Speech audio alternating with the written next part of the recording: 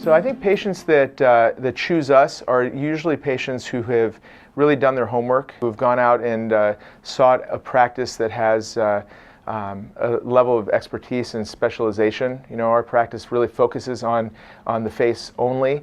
And I think more and more people are realizing that when it comes to their health care and when it comes to their procedures, that it's important to find a specialist because the outcomes are going to be better.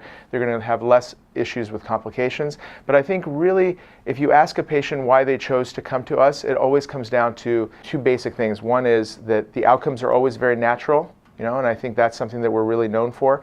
And I think that the environment and the service that we provide in the practice with our entire team is really top-notch and makes people feel very comfortable in this environment. There's a huge emphasis on safety at every level. The types of procedures that we introduce into the practice, the type of products that we bring into the practice, the type of technologies that we bring in the practice, all of them start with the concept of having very high levels of efficacy, followed by very high levels of safety.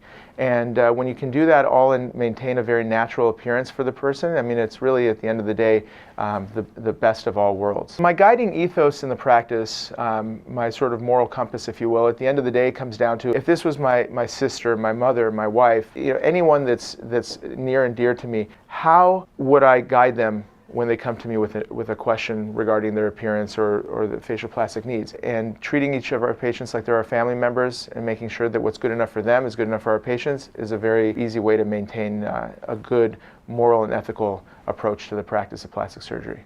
I founded Carmel Valley Facial Plastic Surgery in 2008.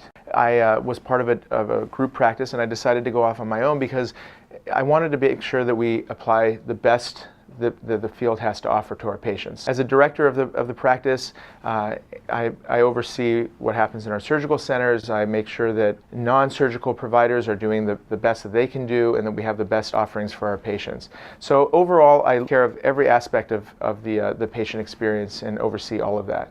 So the facility that we're currently in, we built this out from scratch about 2.5 years ago. When we built it out, the idea was we're going to have a space that's very comfortable for the patient, that's very safe, that we have the most advanced technologies available for the patient.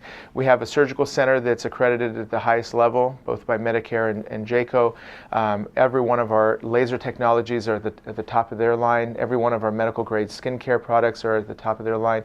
My technique in facial plastic surgery is always guided by 3 essential concepts. One is always making sure that the person does not lose their identity.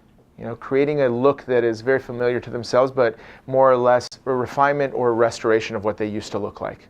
In the case of facial rejuvenation, it's restoration. In the case of rhinoplasty, it's refinement. The forefront of all that is to do that in a way that is extremely safe. The least potential complications associated with that, and the highest level of predictability in the outcomes.